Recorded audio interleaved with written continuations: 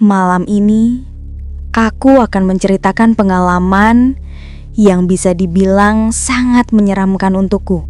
Sebuah kejadian yang tidak akan pernah kulupakan sampai sekarang, atau mungkin seumur hidupku.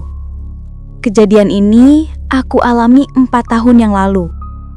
Kejadian yang sampai saat ini mengganggu kenyamananku di saat aku pulang menuju rumahku. Panggil saja aku Eja. Aku tinggal di sebuah perkampungan kecil yang berada di daerah Tasikmalaya.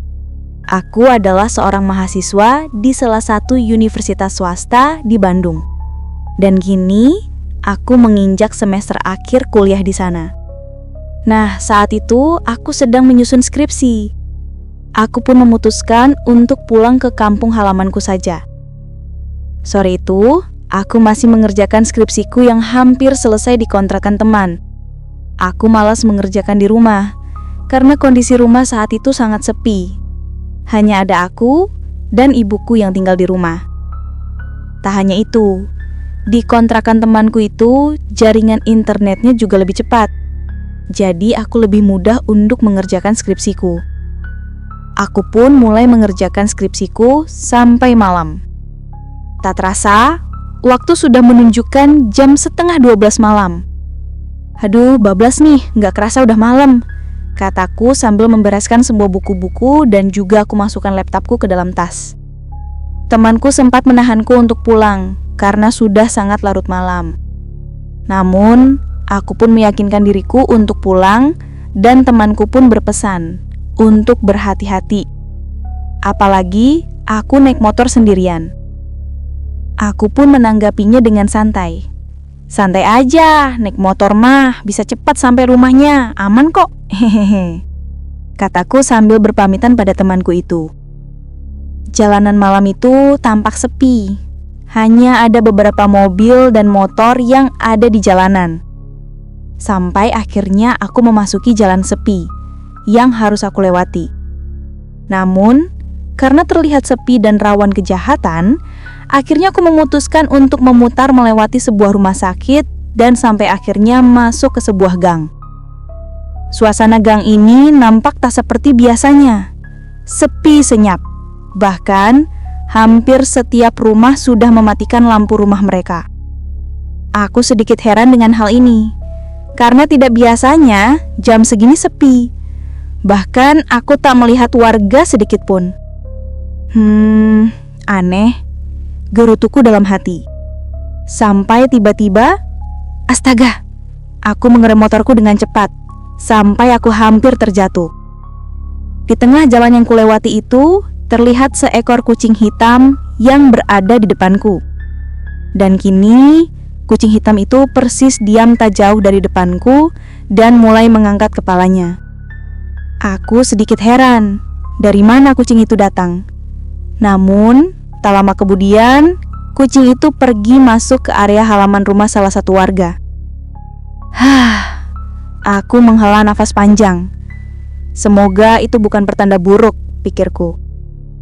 Aku melanjutkan perjalananku dan sampailah aku di sebuah tanjakan yang menjulang ke atas. Aku mulai memacu gas motorku dan motorku pun berjalan dengan lancar. Sampai di tengah tanjakan, aku kembali mengerem mendadak karena kulihat ada kucing hitam lagi yang menghalangi jalanku. Sontak saja, aku sedikit kesal malam itu. Kuperhatikan, kucing hitam itu sepertinya berbeda dengan kucing yang tadi kulihat.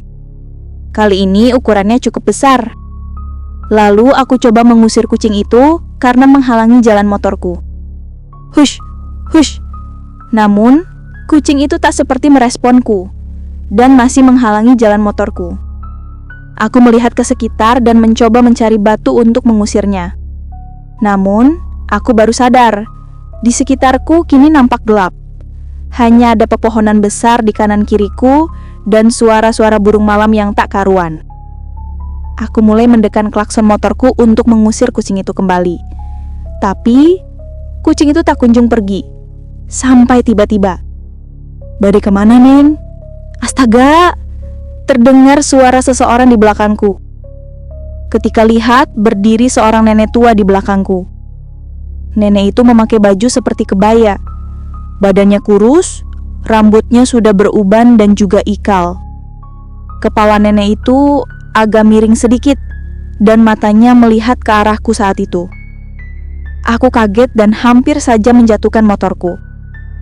Nek, abdi bade uyih ka bumi, tapi iyo aya ucing, jawabku sambil sedikit terbata-bata karena kaget. Aku bilang aku akan pulang ke rumah, namun ada kucing yang menghalangiku. Nenek itu pun mengangguk sekecil dan tiba-tiba dia menunjuk ke arah belakangku.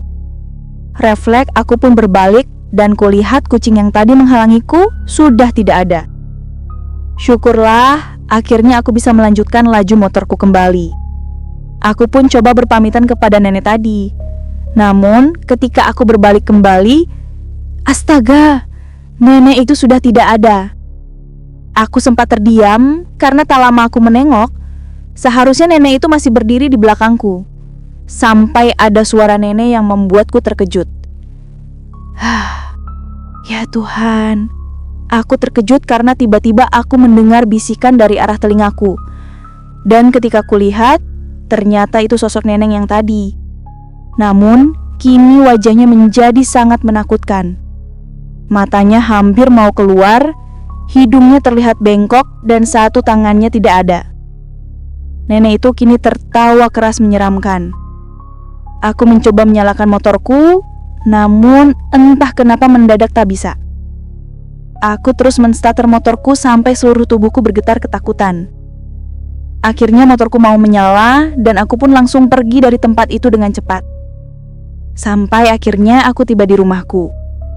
Sesampai di rumah, aku mengambil air minum dan tanganku masih bergetar. Sepertinya aku masih takut dengan kejadian itu. Ibuku pun terbangun dan melihat keadaanku yang seperti orang habis ketakutan. Aku pun mulai menceritakan kejadian yang aku alami barusan ke ibuku. Ibuku nampak kaget dan sampai akhirnya dia menyuruhku untuk mengambil air wudhu, lalu sholat. Aku mulai sedikit tenang malam itu. Aku tak tahu mengapa aku bisa mengalami kejadian seperti itu. Ibuku bilang mungkin itu sosok jin yang menyerupai manusia. Yang pasti, aku benar-benar trauma. Apalagi ketika aku melihat kucing hitam pada tengah malam. Karena mungkin itu sebuah pertanda jika aku akan bertemu dengannya. Entah itu hantu ataupun sosok jin yang menyerupai manusia.